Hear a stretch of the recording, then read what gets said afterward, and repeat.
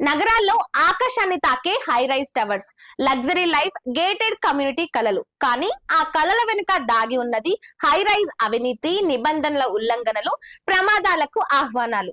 High rise towers పేరుతో ప్రజల భద్రతను తాకట్టు పెట్టి బిల్డర్లు కోట్లల్లో దండుకుంటున్నారా? ఆకాశంలో ఉంటున్నామని ఫీల్ అవుతూ ఆ మాయ మాటలు చెప్తూ ప్రజలను మోసం చేస్తున్నారా? ఈ అంశానికి సంబంధించి మా ప్రతినిధి కథనం చూద్దాం.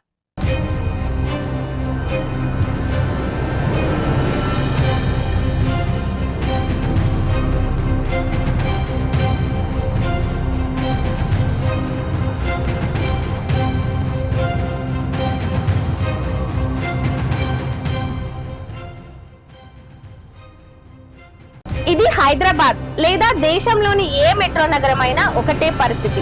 ప్రతి ఖాళీ స్థలంలో ఒక హై రైజ్ టవర్, ప్రతి కాలనీలో లగ్జరీ అపార్ట్మెంట్లు, gated community, sky view apartment, premium life style ఇలాంటి బ్రాండ్ల పేర్లతో బిల్డర్లు కోట్ల విలువైన ప్లాట్లను అమ్ముతున్నారు. కానీ ఆ భవనాలకు అన్ని అనుమతులున్నాయా?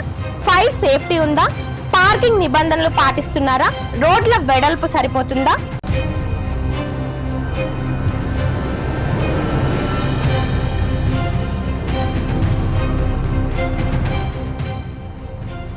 నిబంధనల ప్రకారం హై రైజ్ భవనాలు నిర్మించాలంటే రోడ్డు వెడల్పు, fire engine movement, open space, parking, environment clearance అన్ని తప్పనిసరి. కానీ వాస్తవం ఏమిటంటే అనుమతి G+5 అయితే నిర్మాణం మాత్రం G+10.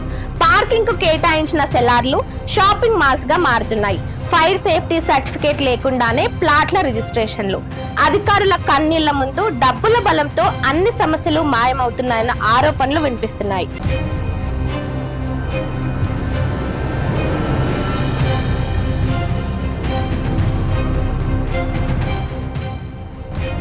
హై రైజ్ లో ప్లాట్ కొంటే ప్రజలకు ఒక ఫీలింగ్, మనం ఆకాశానికి దగ్గరగా ఉన్నాం, లైఫ్ స్టైల్ మారిపోయింది, స్టేటస్ పెరిగింది. ఈ ఫీలింగే బిల్డర్లకు బంగారు అవకాశంగా మారింది.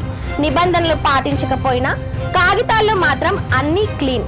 రియల్ ఎస్టేట్ బ్రోకర్లు, మార్కెటింగ్ ఏజెంట్లు మాటల మాయతో ప్రజలను నమ్మిస్తున్నారు.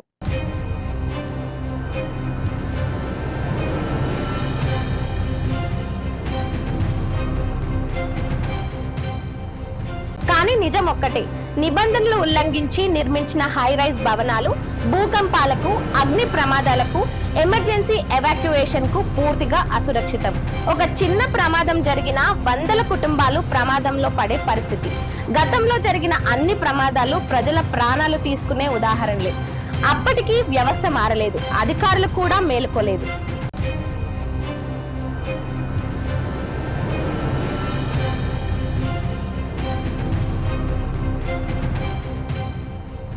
మున్సిపల్ అధికారులు, ఫైర్ డిపార్ట్మెంట్, టౌన్ ప్లానింగ్ విభాగాలు అన్ని తెలిసే, అన్ని చూసే మౌనం పాటిస్తున్నాయా? లేదా హై లెవెల్ డీల్స్ జరిగాయా?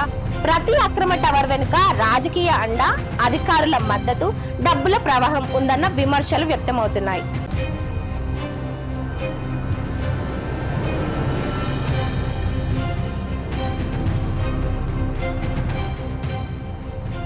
లగ్జరీ జీవితం కావాలంటే ముందుగా భద్రత ఉండాలి.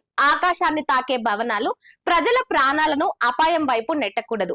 ఇక ఈ హై రైజ్ టవర్స్ అవినీతిపై ప్రభుత్వం చర్యలు తీసుకుంటుందా లేదా ఈ అవినీతిని ఈ విధంగానే కొనసాగిస్తుందా?